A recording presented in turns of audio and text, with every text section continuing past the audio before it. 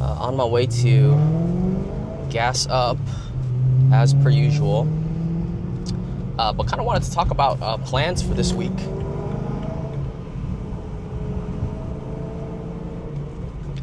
I had a few friends reach out that wanted a few things done to their car. One Honda Civic window switch broke, so I need to get a replacement for that. I think typical service as well, oil change, filters. And then a Hyundai that needs a new battery and just some TLC. So planning that out for later this week. Not much needed for my own cars. I was looking forward to the new taillights for the M3, but it's kind of ongoing a month now with the seller sending me the wrong taillights 2 times now. So waiting for a response on that. And then, of course, lurking Facebook Marketplace almost on a daily basis, looking for wheels.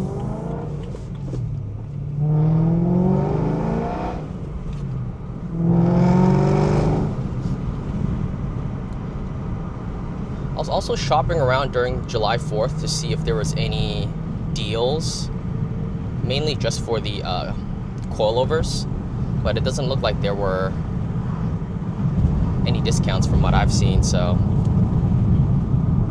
ultimately, I want to pick up wheels first, and then the coilovers can, come whenever.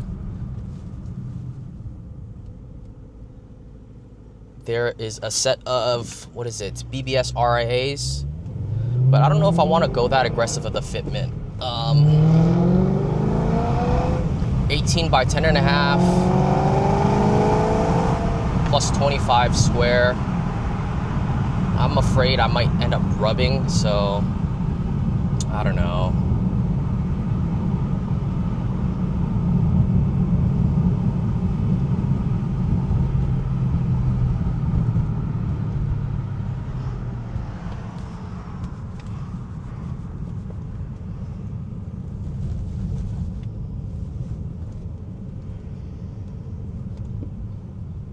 And then I also don't want to run that much negative camber.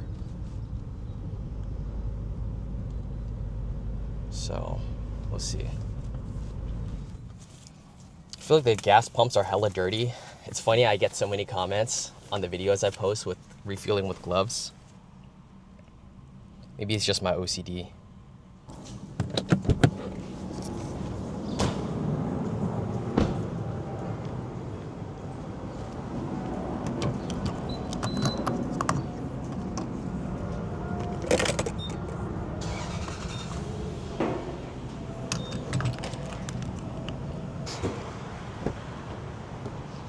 If you guys aren't using the Chevron app, well, number one, depending on where your gas station is, my preferred gas for this car is Chevron. So I take advantage of their Chevron Rewards app. So just by signing up, they give you so many discounts. I just got 50 cents off per gallon. I am pumping at $4.37 per gallon right now. So let's see how much we end up spending. All right, that was 14.8 gallons.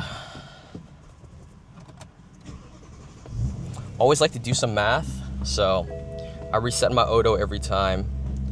I went 181 miles. Let's see, 14.88. I got an average of 12.16 miles per gallon on this car.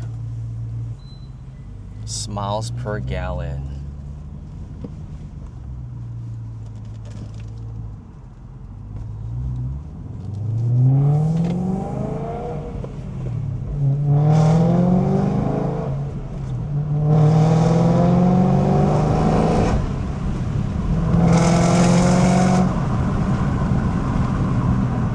That never gets old.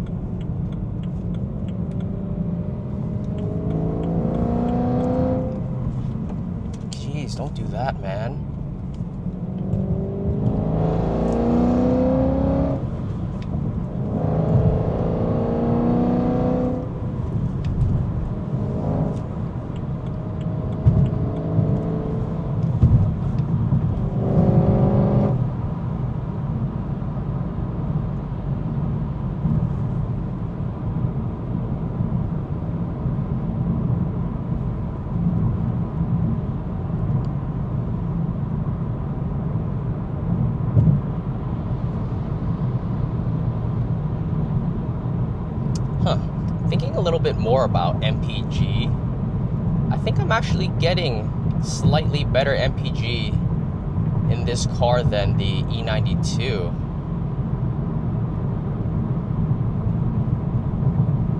Which is quite interesting. I got 12 point what MPG? I think I used to get 10, 11 if I was lucky in the E92.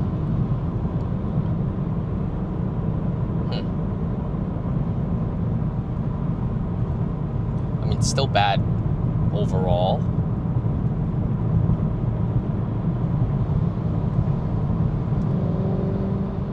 If we're just talking about efficiency, but you know, this is miles per gallon, so we're not really worried about efficiency, right? We're looking for maximum fun, enjoyment. I think that kind of applies to the car in general, right? Or any performance car. What you're paying for is enjoyment, not really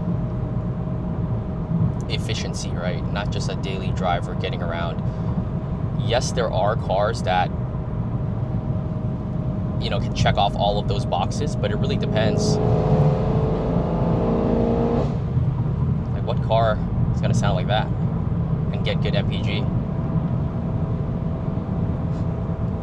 Actually, I know one. I know the C6 Z06, because the gears are so long. When you're in 6th, you can get easily 20 plus MPG. I think it could go even up to 30 because of the gearing ratio. Still a car that I really want to own one day. That's just like peak Corvette America V8.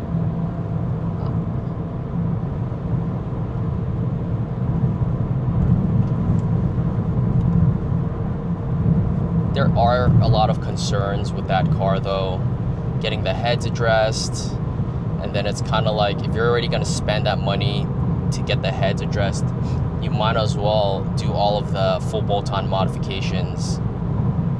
But then once you start getting into that territory, you're going to start running into issues down the line. Not mechanical, more of registration and so forth in California, so we'll see. One day. I'm also toying with the idea of selling my Lexus and potentially buying a Prius, just because I might as well have one vehicle that is super fuel efficient and then one that is just super fun, versus currently, I mean, the Lexus doesn't get that bad MPG. I think it's like 22 to 25. I think it's because it is the IS350, bigger displacements and so forth. I do really enjoy that car. If it was my only car, yes, like it was for like the past 5 years, that was a great, fantastic only car to have. I love it so much. But now that I have two cars, I think it would be a bit more responsible to have one car that is just super efficient. I think the Prius might have a better ride quality as well, because the IS is a little stiffer than I would like for everyday ride. I don't know. Maybe I'm being picky. It's kind of like once you get it and then it doesn't really meet your expectations or what you had thought it would be. Like, my worst fear is I sell the Lexus and I'm not going to be able to find another one just like that. That Lexus was so nice. It is so nice, sorry. And then if I do end up getting the Prius, then I have no choice but to then keep the Prius, knowing I won't be able to find a Lexus in that condition and spec again for the price. Never forget that.